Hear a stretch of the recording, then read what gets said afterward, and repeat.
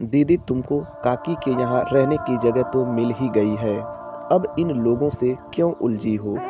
जेठ जी तुमको वहाँ से तो नहीं निकाल सके। सोचो अगर जेठ जी अड़ जाएं तो काका काकी तुम्हें रख पाएंगे क्या? इज्जत से ससुराल में घर से ही तो पड़ी हो, संतोष करो। सपाट आवाज में कहे एक शब्दों ने किसी प्रकार का अपमान नहीं था।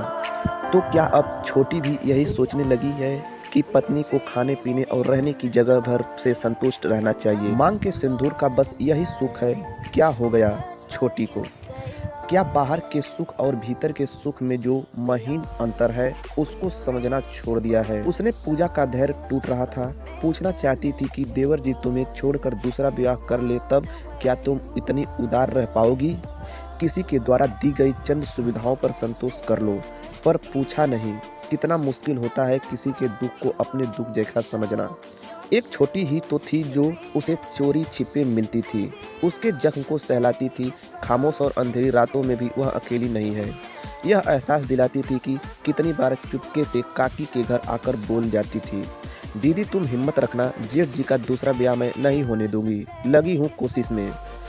क्या हो गया उसकी कोशिश को? जानती थी पूजा छोटी के लिए यह सरल नहीं था, किंतु इतना कठोर क्यों हुई? कम से कम शब्दों का ही सहारा देती। इतना सपाट क्यों बोली आज? क्या पल्लू झाड़ लेना चाहती है? उससे छोटी करे भी क्या? इस घर में बाहरी और भीतरी कायदे को पूजा भी जानती है। कई वर्ष तक सास के कहे अनकहे भावों को पढ़ती रही। वह पति के पोर पोर से परिचित है। यहाँ विरोध का एक भी शब्द सहा नहीं जाता। इस घर में पूरी अधिकार के साथ जमे रहने का गुण मंत्र छोटी को समझ में आ गया लगता। हृदय में लावा सा फूटा। एक वर्ष बीत गए इस प्रयास में कि रघुवीर का दूसरा ब्याह न होने पाए। ससुर से अपनी कमियों को जानना चाहा, सास के आगे गिड़गिड़ाई। कई बार रघुवीर से मिलने का प्रयास किया। दंपत्ति के श्लोक और अग्नि के फेरे कोई खेल नहीं होते कि उन्हें एक मन से बोला जाए, दूसरे मन से भुला दिया जाए। रघुवीर को सोचना पड़ेगा। पूजा मजबूर करेगी उसे सोचने के लिए, पर क्या कर पाई? सारे प्रयास रेगिस्तान में मोती खोजने जैसा साबित हुआ। काका ससुर के यहाँ रहने की जगह मिल गई, वहाँ से बस इतनी ही उम्मीद है। वो भाई के घरेलू मामलों में उलझना नहीं चाहते थे। गाहें बहाएं उसे भी समझते। क्या कमी है मेरे घर में, यही पड़ी रहो। काकी कुछ उदाहरणों द्वारा अपने घर में मिलने वाले सुख को गिनाने लगी। पूजा दुखी हो जाती है, सोचती है कैसे कहें कि दया में मिलने वाले ये सुख प्रतिबल उसकी निष्काम अवस्था की याद दिलाते रहें। पर इन लोगों को क्या कहें जब अपना ही सिक्का खोटा हो। वर्षों से उपेक्षा सहते सहते पूजा की आंखें पथरा गई थी, रोना छोड़ दिया था। कठोर बने रहने का श्वास रखती रही अब तक, किंतु आज छोटी के पास से दौलतें के बाद यह एकदम टूट गई। हृदय में न जाने कैसा सागर उमड़ की आंखें लगभग छलकाई। कब पड़ने लगी थी दरार और यह यूं घर से बेदखल कर दी जाए। पूजा ने सोचना शुरू किया, कुछ बातें तो बहुओं ने हुनर में काशीदासी मर जाती है, वही घर में दोष साबित हो गई। उन दिनों गांव तो क्या शहरों में भी लड़कियों की पढ़ाई लिखाई की तरफ कोई अधिकांश ध्यान नहीं देता था। पूजा ने अपने पिता से अक्षर ज्ञान प्राप्त कर लिया था और रामचरितमानस, दुर्गा चालीसा, सप्तशती आदि पुस्तकें बाँचते लगी। पिता के दहेज में झांपिया, संदूक, पिठारी, पलंग आदि चीज़ों के साथ 2-4 धार्मिक पुस्तकें भी दे दी। यही वजह थी कि पूजा ससुराल में भी कुछ देर के लिए पुस्तकों को फैलाकर बैठ सकती। एक दिन सेठ अशोक सिंह, उन्हें इस बात का गर्व था कि उनकी बहू रामायण गीता आदि पढ़ लेती है, आंगन में आकर बोले, सुना है बहू रामायण का पाठ अच्छा करती है, जरा मुझे भी सुनाती। घर में ससुर के सामने हाथ घूंघट में रख कर रिवाज था। पूजा सामने नहीं आई, किंतु दरवाजे की ओट से मानस की कुछ चौपाइयां स्वर सुना दी। अशोक सिंह गदगद हो गए। सुर उच्चारण भक्तिवाद और ताल्लुक की मुक्त कंठ से प्रशंस कर दिए। सांस की मुकुट तन गई। ससुर ने जरा सा कहने पर बहू ने किस बेशर्मी से आगवार रामायण सुना दी। यह बात बेटे समेत घर के अन्य सदस्यों तक पहुंच गई। सबकी मिजाज का रघुवीर, जिसे पहले भी पत्नी में कोई खास रुचि नहीं थी, तनकर खड़ा हो गया। सेठ परिवार का गांव में खूब दबदबा था। रघुवीर का मानना था कि ऐसे घर की बहुओं को दबदबा रखना चाहिए, नहीं तो गांव भर में घर परिवार की नाक कट जाती है। पूजा सोचती, कुछ परिवारों की नाक इतनी नाजुक क्यों होती है कि बहू से जरा सा बोलने या घूंघट हट जाने पर कट जाती है। वह लाख कोशिश करती, किंतु जहां सिर झुकना जरूरी, गैर जरूरी, उचित अनुचित को मान लेना ही कायदा था। वहाँ पूजा कैंची की तरह जबान चलाने लगी। मन बढ़ी औरत साबित हो गई थी। 7 पुश्तों को बखानती सास की गालियां सुन सुन उसका मन छल हो चुका था। पति का मिजाज भी गर्म ही रहता। सेठ अशोक सिंह का दबदबा बाहर चाहे जितना रहे, घर की चारदीवारी के अंदर उनकी एक न चलती। इधर पूजा में एक अवगुण और समा गया। शादी को 5 वर्ष हो गए, किंतु वह सास को दादी नहीं बना पाई। गांव में इसके बाद आई बहुओं ने अपने अपने घरों को किलकारियों से भर दिया। वह सास की इच्छा भी कि बेटे का दूसरा ब्याह कर दिया जाए। पूजा घर से हटने को तैयार नहीं थी। सेठ अशोक सिंह कुछ दिनों के लिए कहीं बाहर गए थे। एक दिन सास ने पूजा को सुनाते हुए बेटे से कहा, रघुवीर बहुत दिनों से बहू कहीं गई नहीं है, उसका मन भी बाहर घूमने फिरने को करता होगा, कहीं और नहीं तो जरा गंगा स्नान ही करा लाओ। माँ ने कहने और बेटे के मन लेने में जो प्यार छलक रहा था वह पूजा के लिए 7वें आश्चर्य से कम नहीं था। उसे थोड़ी शंका हुई। वह रघुवीर से पूछना चाहती थी कि मुझसे आज ऐसी कौन सी अच्छाई उपज आई जो आप लोग इतना प्यार उड़ रहे हैं, पर हाथ में आई खुशी के पल की शुरुआत नोक-झोंक से क्यों हो, यह सोच चुप रह गई। सुबह तड़के घर से निकलने के बाद भी संगम तट पर पहुंचते पहुंचते खासी दोपहर हो गई थी। सूर्य की किरणों के गंगा का जल चमक रहा था। ध्यान से देखने पर जल में हल्की लहरें सी उठती दिख रही थी। ऐसे ही एक खुशी की लहर पूजा के हृदय में भी उठ रही थी। अपने पति में आए इस बदलाव के लिए पूजा मां गंगा के प्रति कृतज्ञ हो रही थी और इस प्रेम को सदा बनाए रखने के लिए प्रार्थना कर रही थी। प्रार्थना रघुवीर भी कर रहे थे, पर उनकी प्रार्थना संबंधों के बने रहने की थी या कुछ और, यही तो वही जाने। पूजा को कुछ अक्षर ज्ञान जरूर था, किंतु थी वह गांव की। कुछ सपने, कुछ प्यार, कुछ विश्वास और ढेरों भोलापन लिए वह पति के साथ निकल पड़ी थी। गंगा मैया के दर्शन से वह धन्य हो गई। रघुवीर उसे घुमाते फिराते उससे के विश्वास को जीतते आराम से आगे बढ़ रहे थे। शाम धुंधला रही थी, किंतु उन्हें कोई जल्दी नहीं थी और जब पति साथ में है तो पूजा को भी शाम होने या रात के आने की चिंता नहीं थी। दर्शन आदि के बाद जब रघुवीर पूजा को लेकर बांध पर आकर खड़े हुए तब शाम गहरा गई, रात को तब्दील हो रही थी। बांध पर बने एकाक छोटे मोटे मंदिर के सामने कुछ पुरुष मंडली बैठी थी, जिनमें अधिकांश तो पंडित थे, कुछ महल्ले भी थे, कुछ मल्लाह भी थे। थोड़ी दूर पर गांजा पीते हुए साधुओं का झुंड भी था। साधुओं के पास ही कुछ लड़के ताश खेल रहे थे। पूजा सामग्री आदि बेचने की 2-4 दुकानें आसपास थी, वे भी समेटी जा रही थी। आज हम लोग यहीं रुके, कल इलाहाबाद शहर घूमकर फिरते चलेंगे। लेकिन रुकेंगे कहाँ? पूजा ने शक व्यक्त की। तुम चिंता मत करो, मैं कुछ व्यवस्था करता हूँ। चारों तरफ नजर दौड़ाई। रघुवीर ने कहा, यहाँ इस मंदिर के पीछे बांध से थोड़ा नीचे शायद एक धर्मशाला है, तुम यहीं रुको, मैं पता करके आता हूँ। 8-10 कदम आगे बढ़कर रघुवीर सिंह अचानक फिर लौट पड़े। धीरे से पत्नी के कान में कुछ बोले। पूजा ने गले की चेन, कान के उद आदि जो कुछ भी आभूषण शरीर पर था उन्हें उतारकर पति के हवाले कर दिया। रघुवीर सिंह धर्मशाला का पता लगाने बांध के नीचे उतरे। पूजा वहीं खड़ी पति का इंतजार करने लगी। समय बीतने लगा। आसपास के पुरुषों की नज़र पूजा पर ठहरने लगी। पूजा कुछ भयभीत हुई। अब तक शहर की तमाम बत्तियां टिमटिमा गई थी। जलती बत्तियों से पता चला कि वहां से कुछ दूर पर बांध के दाहिने तरफ कोई मोहल्ला है। सामने 1-1.5 किलोमीटर का सुनसान मैदान है। मैदान के उस पार शहर शुरू होता है। पूजा ने बांध से पीछे मुड़ा देखा। पीछे दूर तक घनघोर अंधेरा। इसी अंधेरा के बीच कहीं माँ गंगा की धारा होगी, किंतु उस समय कुछ भी अंदाज लगाना मुश्किल हो गया। बांध पर बत्तियां नहीं थी, चमकी लैंप लालटेन की सहारा था। पूजा के मन में भयानक आशंका घर बन रही थी, किंतु उस स्थिति में भी तमाम तरह के तर्क मन में उठ रहे थे, जो रघुवीर सिंह को किसी मुसीबत में फंसा हुआ सोचने पर मजबूर कर रहे थे। धोखा होने की प्रबल संभावना के बाद भी पूजा का नारी मन रघुवीर सिंह का इंतजार करने पर भी अड़ा रहा। घंटों इंतजार के बाद भी रघुवीर नहीं लौटे। जिस यात्रा की शुरुआत ने उसके खाली आंचल के खुशियां भर दी थी, उसका अंत इतना दयनीय और तय होगा, इसका उसे अंदाज भी नहीं था। पूजा जहां खड़ी थी उसके ठीक सामने एक छोटा सा मंदिर था। वहां एक वृद्ध पुजारी बैठे थे। न जाने कैसे पूजा को आशा की एक किरण दिखी। वह साहस करके मंदिर में गई और बाबा को प्रणाम करते उनसे पास ही बैठ गई। बाबा ने आशीर्वाद की मुद्दा में हाथ उठाया तो पूजा रो पड़ी तथा सारी स्थिति बयान की। गांव की किसी बेसहुर लड़की को घर से 70 किलोमीटर दूर रात के अंधेरे में छोड़ आने के बाद रघुवीर सिंह निश्चिंत थे। पूजा के लौट आने की कोई संभावना नहीं थी। मर खप जाएगी कहीं या पंडों के साथ बैठकर घाट पर चंदन घिसेगी। क्योंकि रघुवीर सिंह ने पैसे आदि तो दूर शरीर पर के गहने उतरवा लिए थे और अपने इस कामयाबी पर खुश थे। गांव भर में खबर फैला दिया कि बड़ी भीड़ की संगम पर नदी में उतरती तो साथ पर न जाने डुबकी लेने की नदी में समा गई। भीड़ भाड़ का फायदा उठाकर कहीं चली गई, बदचलन का क्या भरोसा। मैं अपने स्नान ध्यान में लगा था। थोड़ी देर बाद जब मेरा ध्यान गया तो उसका कहीं पता ही नहीं था। वह खोजा फिर मन मारकर लौट आया। किंतु रघुवीर सिंह की खुशी को गहरा धक्का तब लगा जब दूसरे दिन शाम तक किसी अनहोनी की तरह पूजा दरवाजे पर प्रकट हो गई। रघुवीर सिंह भौचक्के रह गए, किंतु सास अड़कड़ खड़ी हो गई।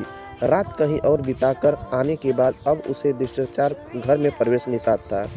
पूजा की अव्यवस्था चेतना चिरसार रह गई, नशे विरोध में तन गई। मन में आया कि चिल्ला चिल्ला कर कहे कि अगर दंड देना ही है तो अपने बेटे को दो, जो मुझे एहसास छोड़कर भाग आया था। पूछे कि उस समय आप लोगों का स्वाभिमान कहाँ चला गया था। वह तो भला हो पुजारी बाबा का, जो आज से सुकौलत आपके दरवाजे पर खड़ी हूँ। किंतु वह चुप रह गई। जानती है यहाँ सब उसे घर से निकालने पर भी तुले हैं, जो वह नहीं धोने देगी। पहले थोड़ा रोज थोड़ा अधिकार दिखाने के बाद अंत में तमाम तरह की विनती के बाद भी पूजा के लिए घर का दरवाजा नहीं खुला। पूजा उस समय की ग्रामीण महिलाओं की तरह ही डरकर, भय, लज्जा, संकोच के तलब भरी होकर भी अपनी अतिरिक्त चुम्बन और कसकर कारण उनके साथ से थोड़ी अलग साबित होती थी। डर, भय, लाज को त्याग अन्याय के विरोध में खड़ी होने का साहस था। उसमें पूरी रात उसके भौचक्के कुत्तों के बीच बाहर बैठकर बिता दी, किंतु आस पड़ोस के आश्रय मांगने नहीं गई। दूसरे दिन सुबह रघुवीर सिंह की काकी अपनी जेठानी को भला बुरा सुनाती हुई पूजा को अपने घर ले जाने आई। पूजा के प्रतिकार किया, अगर घर में प्रवेश दिलाना ही है तो इस घर में दिलाओ जहां मैं ब्याह कर आई हूँ, कहीं और नहीं जाऊंगी। किंतु जब उसके काका ससुर भी उसे समझाने लगे तब वह कुछ नहीं बोल पाई और उनका सम्मान रखती हुई उसके घर चली गई। पूजा रघुवीर सिंह के दूसरे ब्याह को रोक नहीं पाई। दिन प दिन भर खटकते हुए, रात रात भर जगकर उलझे विचारों को सुलझाते हुए पूजा ने 2 वर्ष और बिता दिए। वह काली भयानक रात जब रघुवीर सिंह का दूसरा ब्याह हुआ, न जाने कैसे पूजा की हर रात के मिल जाती। न सिर्फ इन बिताती रातों के बल्कि पूजा के विवाह की रात में भी वैसे भी वेद मंत्रों के लिए पवित्र वचनों को दोहराया होगा। रघुवीर सिंह ने वैसे ही फेरे सिंदूर पूजा अपमान के तिल मिला जाती। आक्रोश में उठकर बिस्तर पर बैठती, किंतु फिर स्वयं ही शांत होकर आसानी से आने वाली नींद का इंतजार करती। सोचती क्यों पड़ी हूँ यहाँ, क्या अब भी इसे उम्मीद है रघुवीर सिंह अपने रूखेपन और पछतावा किसी दिन आएगा और अपनी गलती स्वीकार करेगा। सिर्फ इस यह वाकया के रघुवीर सिंह के मुख से सुनने की इतनी ललक, क्या रघुवीर सिंह को गलती स्वीकार कर लेना भर वह उसे माफ कर देगी। पूजा की आंखों में रघुवीर सिंह का इंतजार ठहर सा गया। पिता कई बार लेने आए पर वह नहीं गई। कुछ है जो उसे यहाँ रोकता, शायद कुछ स्वप्न, कुछ इच्छाएं, कुछ उम्मीदें और सबसे बढ़कर शायद उसका अपना स्वाभिमान। इन बीते सालों ने उसकी तमाम इच्छाओं को निगल लिया। कई कई दिन तक वह सिर से कंघी नहीं करती, शीशा नहीं देखती, सिंदूर काजल को याद नहीं करती। अव्वल दर्जे को देहाती तथा जगह महिलाओं की संवेदनशील पूजा पगली की उपाधि में विभूत हो गई। कब और कैसे यह उपनाम चिपका यह तो उसे ठीक से याद नहीं, किंतु वह बड़ों के लिए सिर्फ पगली और छोटों के लिए पगली काकी को गई थी। घर के सामने मीठे पानी का एक कुआं था। आधा गांव उसी कुएं के सहारे अपनी प्यास बुझाता था। पूजा भी सुबह शाम पानी लेने कुएं पर जाती थी। जब कुएं पर अधिकांश भीड़ रहती तब वह पास ही पीपल के पेड़ के नीचे बैठ जाती। इस बीच अगर बिहारी कुएं पर होता तो पूजा की बाल्टी को भर देता। पूजा पानी खींचते के झटके से बच जाती। यह सिलसिला पूजा के रिक्त और चेहरे के साथ वर्षों से चला रहा था। किंतु एक दिन पूजा जब कुएं के पास खींच रही थी, बिहारी भी वहां आ गया और उसके हाथ से रस्सी पकड़कर पानी खींचने लगा। पूजा ने बिहारी को देखा। उसकी आंखों में गहरा अपमान देखकर पूजा के शरीर के अजीब सा रोमांच उठा और जाने कैसे उसे रिक्त आंखों में बोली सी उसे आश्चर्य हुआ कि इतने दिनों से पत्थर बना उसका दिल आज मोम की तरफ पिघल क्यों रहा है। वर्षों से सदा एक ही रफ्तार में चलने वाली सांस इतनी गहरी होकर हृदय में मीठी सी क्यों छोड़ रही है। बाल्टी भर गई। पूजा ने एक बार भी बिहारी को देखकर बाल्टी उठाई और चुपके घर आ गई। अब उसका पौर एक अजीब तरह से मिठास में डूब रहा था। वर्षों से कानों में बंद पड़ी अपेक्षा श्रृंगार पिटारी खुल गई तथा तेल, कंघी, बिंदी, काजल आदि निकलने लगे। काकी सास तिरछी नज़र से देखकर मुस्कुरा देती। पूजा लज्जा के धन जाती। श्रृंगार पिटारी को फिर से कोने में पटक कर अपना रूम बिगाड़कर सपाट चेहरे में रखने की सोचती, किंतु वह जितना पीछे जाना चाहती हृदय के डर की आग उसे उतना ही आगे खींचता। पूजा सोचती बिहारी बाल्टी ही तो भरा है, वह उसके नज़र भर देख लेती। बस इतने भर से उसे इतना परिवर्तन कैसे आ गया? उसकी नीरस दिनचर्या इतनी बदल कैसे गई? पूजा के मन में युद्ध चल रहा था जिसमें वह हार गई। वह हारना तो नहीं चाहती, वह बिहारी से नहीं भरा उसके बल्टी क्या समझ रहा है? उसने पति द्वारा छोड़ी गई औरत इतनी भी कमज़ोर नहीं होती कि हर कोई हमदर्दी दिखाकर भुनाना चाहे। उलझ गई पूजा इस स्थिति में दूर रहने का वह जितना प्रयास करती उतना ही उसकी गिरफ्त में फंस जा रही थी। पूजा में आए इस बदलाव को लोटपोट के लिए घर ही खुसुर-फुसुर शुरू हो गई थी। रघुवीर सिंह भी, जिसे पूजा किसी की इच्छा, किसी की भावना, किसी भी की चाहत की कभी कोई परवाह नहीं रही, उसकी अनुराग भरी नज़रों की जिसमें सिरे से उपेक्षा की। पग पग टूटती पूजा को देखते हुए भी उस जिसने अनदेखा किया, अब उसके हृदय में उमड़ने वाली इस बारीकी लहर में प्रति सचेत हो गया। एक शाम जब पूजा खाली बाल्टी लिए पीपल के पेड़ के नीचे बैठी थी, रघुवीर सिंह धड़ल्ले से वहां पहुंचा। देखा कि पूजा के दिल धक सा हो गया। वह अपनी जगह से उठकर खड़ी हो गई। रघुवीर सिंह गरजा, क्यों डर कर खड़ी हो क्यों गई? चोरी पकड़ी गई इसलिए? पूजा को शब्द तीर की तरह चुभे। खाली बाल्टी लिए यार के इंतजार में बैठी हो, पूछ रही हूँ कैसी चोरी? खबरदार जबान संभाल कर बात करो, मैं किसी का भी इंतजार करूँ तुमसे मतलब? रघुवीर को पूजा के इस तेवर की उम्मीद नहीं थी। अचानक आवाज़ धीमी हो गई। मुझे तुमसे कुछ मतलब नहीं है, किंतु ध्यान से सुन लो। चुप, मैं कहती हूँ बिल्कुल चुप। बदनामी की फिक्र तुम्हें हो गई। तुम्हें गिद्धों के बीच जब मुझे छोड़ आए थे तब नहीं तुम्हें बदनामी हुई? सालों से दूसरे के घर की चाकरी कर रही हूँ, तब नहीं होती तुम्हारी बदनामी? तुम्हें कौन होते हो मुझे रोकने वाले? छोड़ चुके हो मुझे, दूसरी शादी कर चुके हो, किस रिश्ते से अधिकार जमा रहे हो? मैं क्या करती क्या नहीं करती इसका हिसाब तुम रखो। तुम मुझे क्या सोच समझ कर सकती नहीं? पूजा के चेहरे पर रंग, हाव भाव सब कुछ बदल गया। आक्रोश में वह तमतमा रही थी। रघुवीर सिंह भौचक्के के खड़े पूजा को बस देख रहा था। पूजा चीखी, देख क्या रहे हो? जाओ अपनी बहुरिया के संग रंगरिया मनाओ। मेरी चिंता छोड़ दो, तुम जैसे बदतमीज नहीं हूँ, अच्छे बुरे की समझ है मुझे। पूजा क्रोध में कांपने रही थी। रघुवीर का चेहरा अपमान से झुक गया था। चारों तरफ देखकर वह आश्वासन हुई कि इस स्थिति में उन्हें कोई देख तो नहीं रहा। फिर एक कुन नज़र पूजा पर डालकर वहां से चले। पूजा फिर उसी स्थान पर बैठ गई। पेड़ पर बैठे कौवे काँव काँव शोर मचा रहे थे, किंतु पूजा के मन में उठा तूफान कौवे के शोर से कई गुना अधिक था। वह उसी तूफान में डूबती उतरती बैठी रही। होश उसे तब आया जब बिहारी ने उसकी बाल्टी को भरकर उसके सामने रख दिया। उर्मिला उड़ाकर खड़ी हो गई। बीते पल के निकल कर इतना आसान नहीं था। बेजान हाथों से बाल्टी उठाकर वह घर आ गई। रात आधी से अधिक बीत चुकी थी, किंतु रघुवीर बिस्तर पर करवटें ही बदल रहे थे। अपमान का दंग उसे सोने नहीं दे रहा था। एक मामूली सी औरत उनको इस तरह जवाब दे, औकात क्या है उसकी? लेकिन जरा जबान तो देखो, कैंची की तरह तेजी से उसके सीने पर चढ़कर उसकी आंखों के सामने वह दूसरे के इश्क लड़ाए। रघुवीर सिंह बैठे तमाशा देख ऐसा नहीं रहा। वातावरण में गर्मी नहीं थी, किंतु रघुवीर सिंह पसीने से लथपथ हो गया। पूजा ने जो विष दिए वह चढ़ता ही जा रहा था। उधर पूजा उस रात वर्षों बाद सुख की नींद सोई। एक दिन पूजा जब घर के कामों से निपट कर कंघी कर रही थी, तब उसकी काकी सास ने आकर बताया कि रघुवीर ने आज बिहारी को बहुत मारा। बिहारी उठ नहीं पा रहा है, लगता है कि उसके पैर टूट गए हैं। पूजा के हाथ में कंघी गिर गई। रघुवीर चुप नहीं बैठा। इसका पूर्वाभास था कि उनके किंतु इस प्रकार बदल लेगा, लेकिन यह तो उसके सोचा ही नहीं था।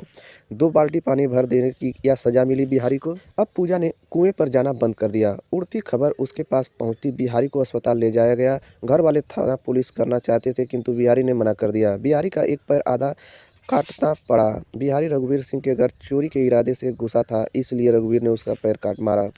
पूजा को फिर से एक लंबे मौन और उदासी से घेर लिया। अब उसका मन यहाँ नहीं लग रहा था। उसके गांव छोड़ देने का निश्चय था। एक दिन जेठ की तपती दोपहरी में जब घर से सब लोग झपकियाँ ले रहे थे, पूजा किसी काम से बहाने बाहर निकली। कुएं के पास आकर क्षण भर की ठिठक पीपल के पेड़ और कुएं को उसकी नज़र भर कर देखा। बिहारी की याद आई। देखने की इच्छा भी हुई, किंतु मन मनोज। शाम तक पूरे गांव में पूजा के घर से गायब होने की खबर फैल गई। आसपास खोजा गया, कुआं तालाब झांकी, पूजा नहीं मिली। रघुवीर सिंह खुशी से अन्य किसी को भी अधिकांश खोजबीन करने की जरूरत महसूस नहीं हुई। 2-4 महीने बाद कहीं से खबर आई कि पूजा अपनी बड़ी बहन के घर चली गई है। फिर कुछ सालों बाद खबर आई पूजा ने कुएं में छलांग लगा दी थी।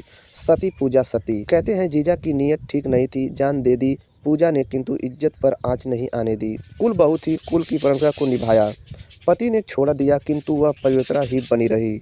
अमर हो गई, देवी हो गई। जितने लोग उतनी बातें। पतिव्रता देवी आदि शब्द सुनकर रघुवीर को खानदान का नाम अमर रह देने की युक्ति सूझी। प्रचार शुरू हुआ कि पूजा रघुवीर समेत परिवार के अन्य सदस्यों के सपने में आती। परिवार की तमाम मुसीबतें दूर हो रही। रघुवीर की माँ को स्वप्न आया कि पूजा पीपल के पेड़ के लिए वास करना चाहती है। रघुवीर सिंह जुट गए इच्छा पूर्ति करने में। पेड़ के नीचे चबूतरा बना शुरू हुआ। चबूतरे पर बड़े बड़े अक्षर में लिखाया गया, सेठ रतन सिंह के बेटे रघुवीर सिंह की पहली काकी का चौरा। रघुवीर सिंह ने जमाना देखा था, जानते थे लोग भूले जल्दी हैं, उनकी करतूत भी भुला दी जाएगी। धीरे धीरे चबूतरे की पूजा शुरू हो जाएगी और उसी के साथ खानदान का नाम कई पुश्तों तक अमर हो जाएगा। रघुवीर सिंह ने दूर की कौड़ी खेली। दुखों से भरे इस संसार के पेड़ पाथर उच्चौरी पूजा अपने मन को हल्का करने वाले की कमी नहीं थी। धीरे धीरे पूजा उर्फ पगली काकी की कृपा से मनौतियां पूरा होने की बात दूर दूर गाँव में फैल गई। शाम होते होते चबूतरा टिमटिमाने दियों से सजा दिया। जिसकी मन्नत जितनी गहरी होती, उसके दिए में उतने ही अधिक तेल भरा होता। अब सप्ताह में एक दिन वहाँ मेला भी लगने लगा। चबूतरे की साफ सफाई, नियमित पुजारी की व्यवस्था आदि सब रघुवीर सिंह बड़े मन से करते थे।